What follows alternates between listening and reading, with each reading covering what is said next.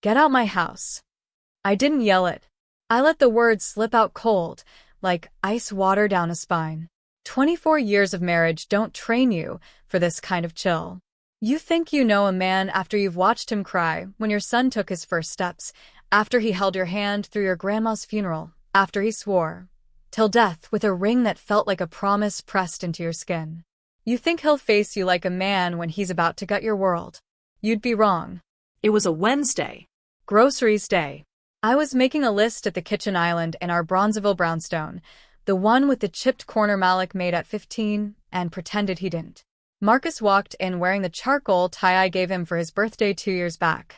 He had that stiff posture, the kind you get before a punch. Layla, he said like my name tasted sour. The images should reflect the part. In 24 years, he never said it like that. I looked up at the man whose shirts I'd pressed, coffee I'd poured, mama I'd nursed in our spare room until she couldn't speak. Salt at his temples. Fresh fade. Eyes dodging mine. We need to talk, he said. I kept writing. Milk. Rice. Oranges. Safe things. Please like, subscribe, and tell me where you're watching from. He sat across from me at the same scarred table where we'd braided Nia's hair before picture day and coached Dre through algebra. The wood held burn marks from Sunday pancakes and a groove where we carved our initials foolish and in love. I want a divorce, he said like he was ordering takeout. The words floated there, smoky and unreal. I waited for the grin, for the apology, for anything that made sense. Nothing came. A divorce? My voice sounded like someone else's.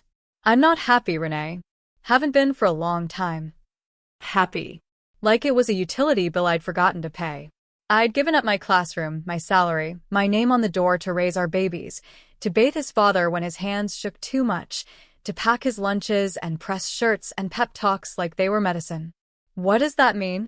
I asked, but I understood. His eyes flicked to me, and what lived there hurt worse than anger. Pity. We grew into different people. You got set in your ways. Stale. Old. I was 48, laugh lines deepened by joy and grief, hair threaded with silver I'd earned. My body had carried legacies.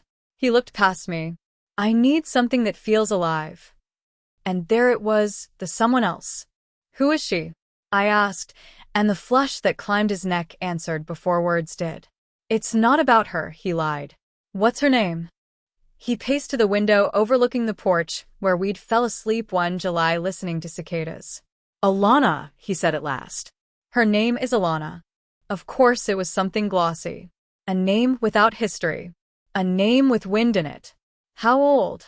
I didn't want to know. 30, he murmured. When I was 30, I was pregnant with Dre, making baby food on the stove and stretching paychecks like dough while Marcus chased promotions. At 30, forever seemed simple. I'll stay at a hotel tonight, he continued, businesslike. We can work out details later. I'll be fair. Fair. Monsters don't pretend to be kind. Men do.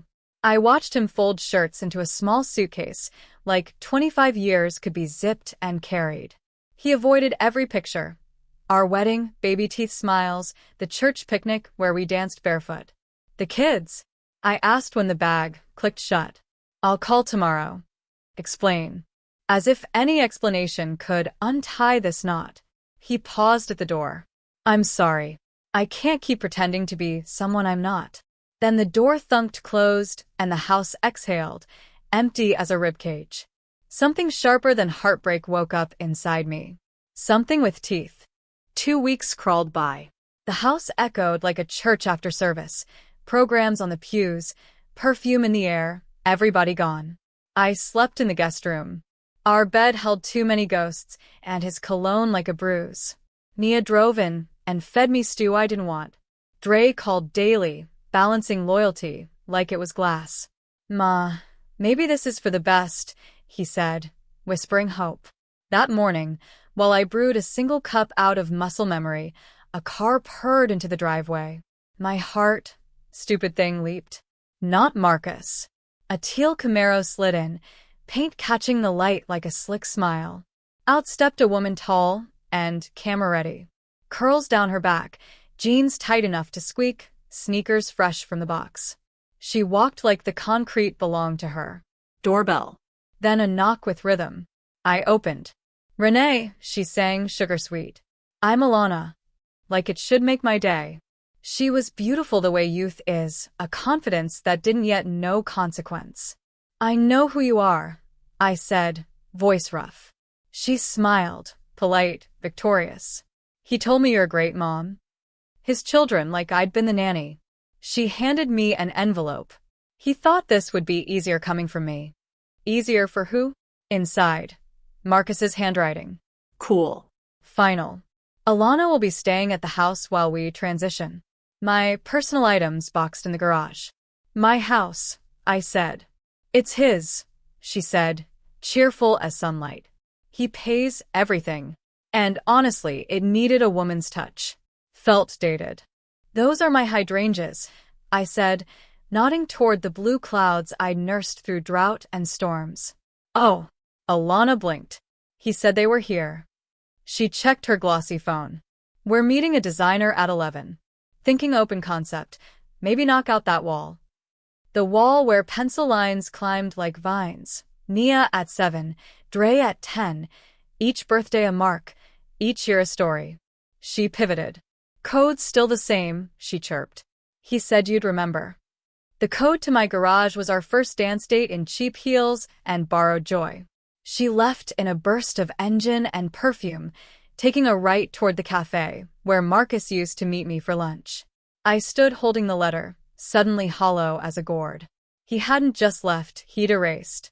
Boxed me up like decorations out of season. But grief turned to heat, to focus. There was one thing he forgot.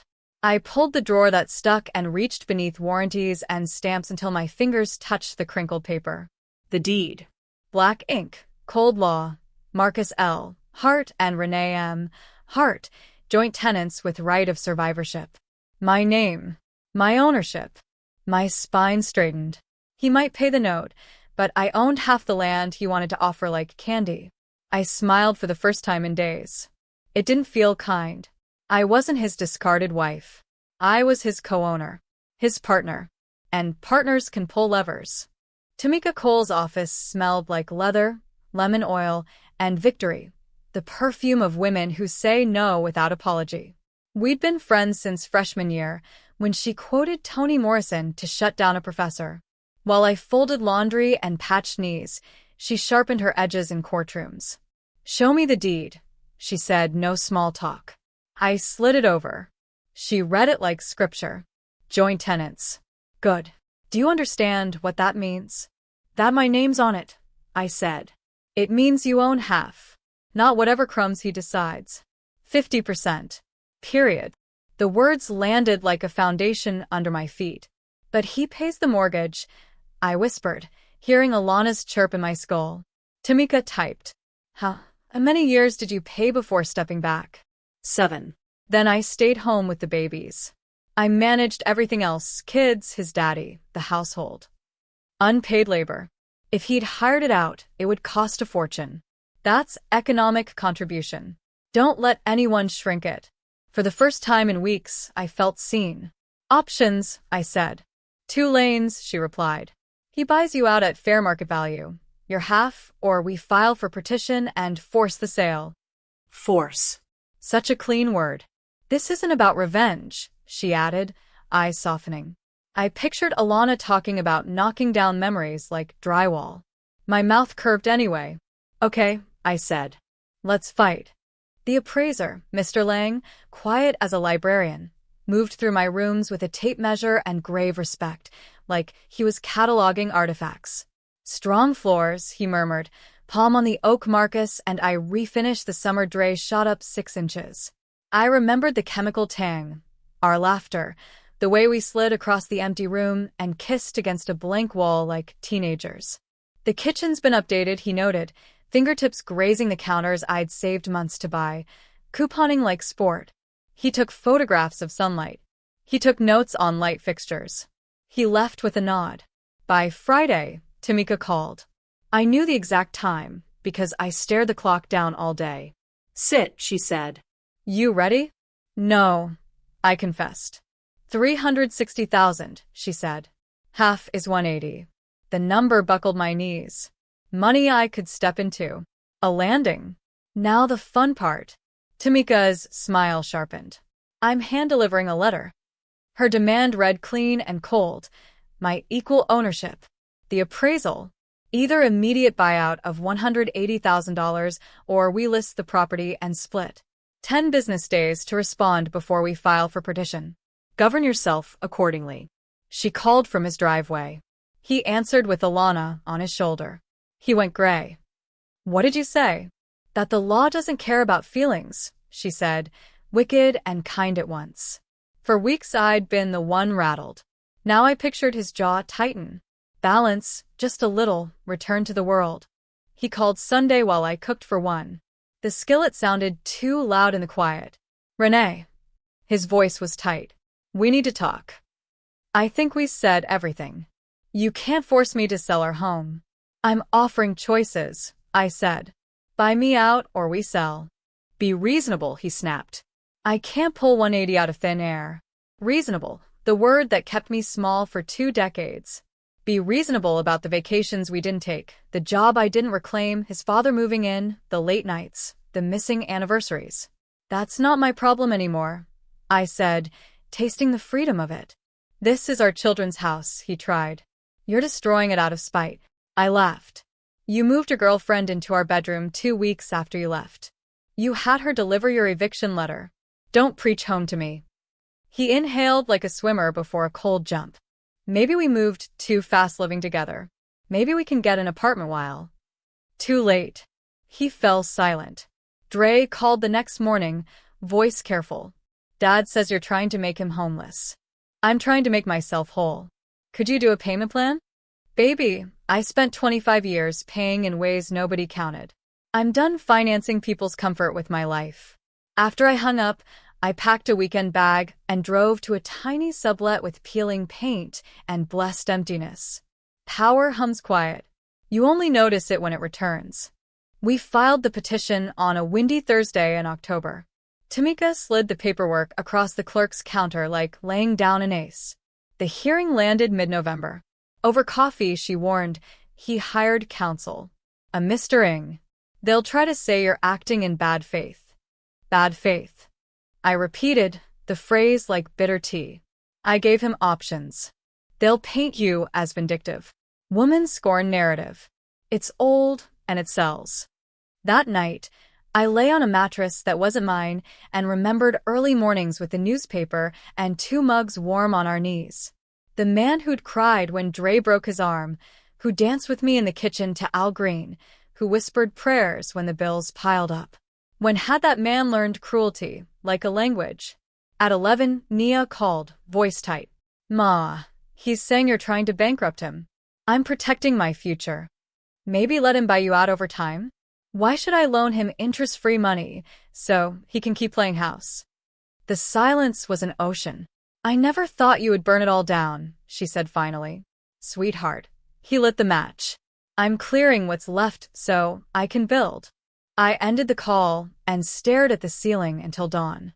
Becoming someone new feels like grief and relief wearing the same coat. The courthouse smelled of old paper and rain-soaked wool.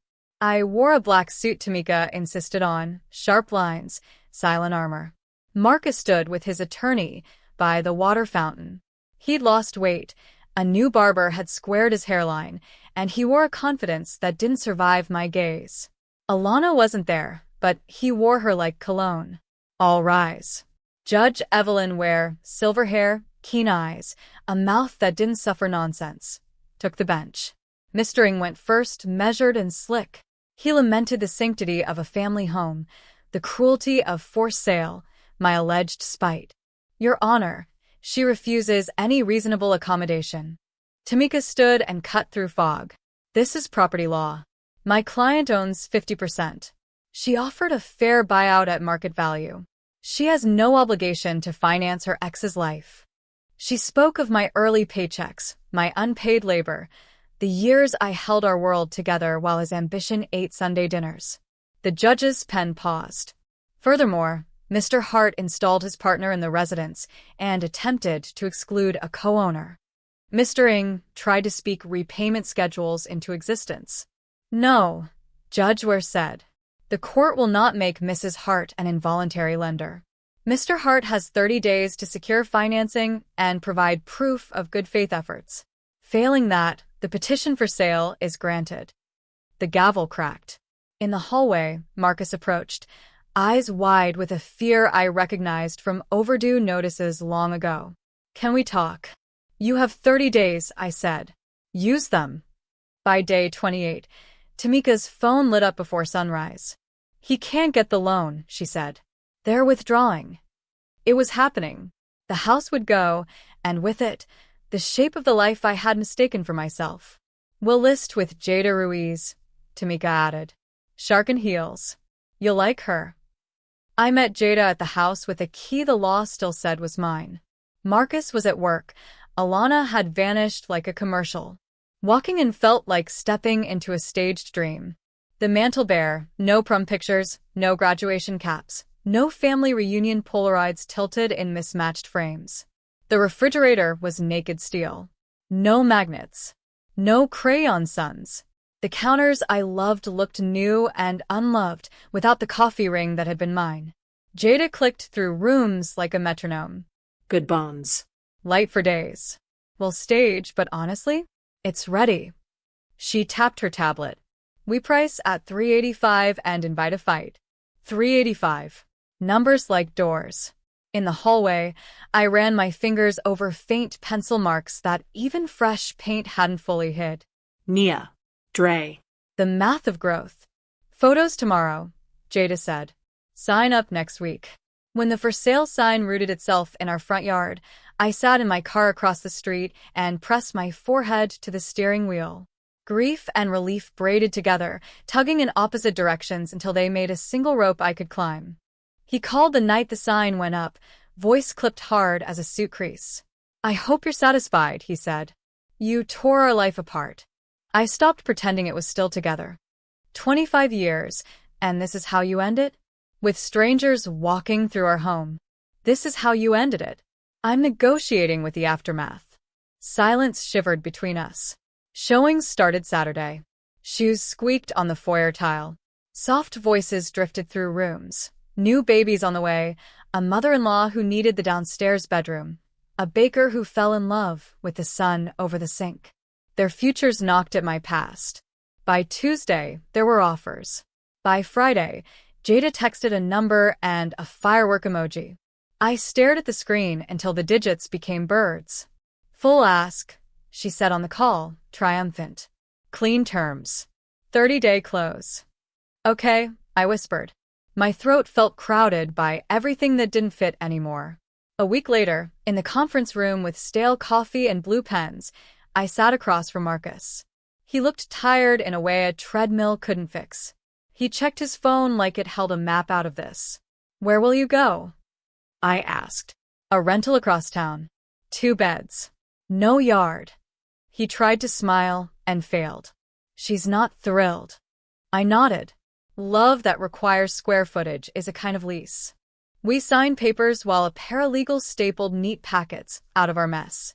When the last document slid away, Marcus looked up, eyes wet and furious. I thought you'd gloat, he said. There's nothing to celebrate, I answered. We lost what mattered. I thought you wanted revenge. If I wanted revenge, I'd be sitting here with a spousal support motion, your retirement in my left hand, discovery requests in my right. I stood, the chair legs scraping a tired song. I wanted what was mine. That's not vengeance. That's arithmetic. He opened his mouth, closed it, nodded, small and slow. The closing date hit on a soft December morning. I walked the empty house alone, touching walls that remembered the shape of our laughter. In the backyard, the wind lifted the chimes I'd hung my first spring here, and they sang a goodbye only I understood. A week later, the check cleared, $186, $500 after fees. More than I'd ever seen with only my name attached. I went to a new bank where the teller called me Ms. Hart and slid my receipt across the counter, like a blessing. In the parking lot, The winter sun warmed the steering wheel through the glass. I breathed. One life had ended. The next would be written in my own handwriting. I drove south along the river the next weekend, chasing a horizon that didn't know my history. The water moved like it never once considered stopping. On a quiet street near a little black-owned cafe, a narrow brick shotgun house waited with peeling paint and a porch wide enough for secrets. "It needs work," the realtor warned, toe scuffing a warped board. "Roof's tired. Plumbing's older than your mama." "I like projects," I said, and meant it.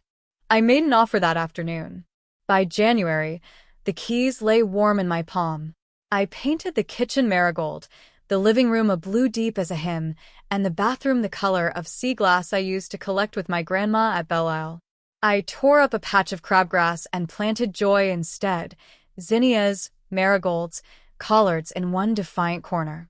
When Nia visited with her little boys, she stood in the doorway and smiled like sunlight. "Ma, this is so you." "Is it?" I asked, looking around at the bright walls and the thrifted chairs and a mirror that made me taller. "It's like you were folded up for years," she said softly, "and now you're unfolding." Some nights, I slept with windows cracked just to hear the river talk. It reminded me I wasn't stuck, only flowing somewhere new. I learned the sounds of solitude the way you learn a new language, slow, stumbling, surprised by what feels right in your mouth. The kettle's small sigh. My own laughter at a show nobody else would have liked. The clink of one wine glass. I took long walks at dusk, passing porch lights flickering on like small altars. Neighbors nodded. The aunties on the corner told me where to buy the good fish. The church down the block spilled choir practice into the street every Wednesday, notes floating like soap bubbles. I pulled my grandmother's cast-iron skillet from a box and cooked for myself with care, not thrift. I bought a houseplant and didn't kill it. I framed my degree and hung it high as proof. When a pipe burst behind the sink, I watched a video, swore under my breath, and fixed it with my own hands. The wrench bit my palm. The water stopped. I sat on the floor and cried until the tile cooled my skin. Not sadness. Relief. Nia and I learned each other again, without Marcus in the middle like a referee neither of us asked for. Dre stopped tiptoeing and started visiting, too, bringing jokes and groceries. Life didn't become easy. It became honest. And honest, I learned, is almost always enough. Dre called one orange evening while the river held the last light. "They broke up," he said, no preface. I let the sentence sit. "I'm sorry," I answered, and surprised myself by meaning it. Not triumph. A settling. "He's been asking about you," Dre added. "How you're doing?" "What do you tell him?" "That you're different," my son said. "But happy." I thought of the fresh paint under my nails, the collards sprouting like little green fists, the way mornings tasted when nobody's mood bent the day. "I am," I said. "Or I'm learning." Spring slid in soft. I started volunteering at the Literacy Center on Jefferson, where the fluorescent lights hummed and the women who showed up wore courage like lipstick. I sat with grandmothers who wanted to read bedtime stories without faking it, with mothers who'd signed forms with a practice squiggle for years, with a man who wanted to read his own name and not just recognize it. We sounded out words like begin and claim and enough. We laughed when our mouths tripped. We passed tissues when old shame tried to visit. We learned the magic of writing ourselves as the main character. Every time a woman read a full sentence, something opened in my chest like a door. December smelled like cinnamon and rain. A card arrived with Marcus's handwriting tight and careful. "Happy holidays. Wishing you peace." I sent one back. Polite colors, no memories. "We share grown children and weather reports now. That's all."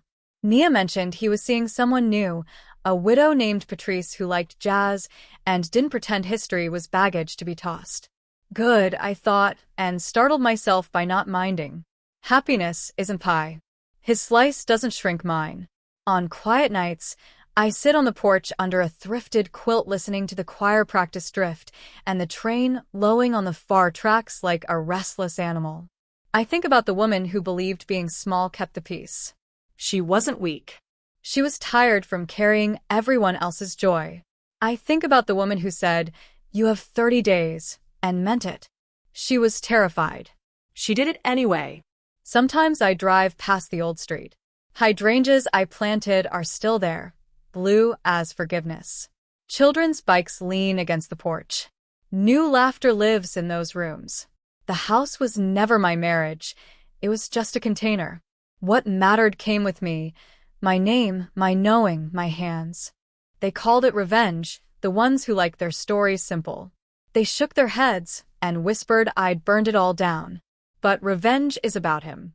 What I did was about me. I learned the legal words, but the truest sentence I ever wrote was this: I choose myself. I chose myself when I refused to be boxed and stored. When I sat across from a judge and didn't beg. When I took the check with both hands and said thank you to the girl in the bank who called me Ms. Hart. When I painted my kitchen the color of sunrise and ate at the table alone without fear. The river keeps moving, taking what it must, returning what it can, carving new banks with patient insistence.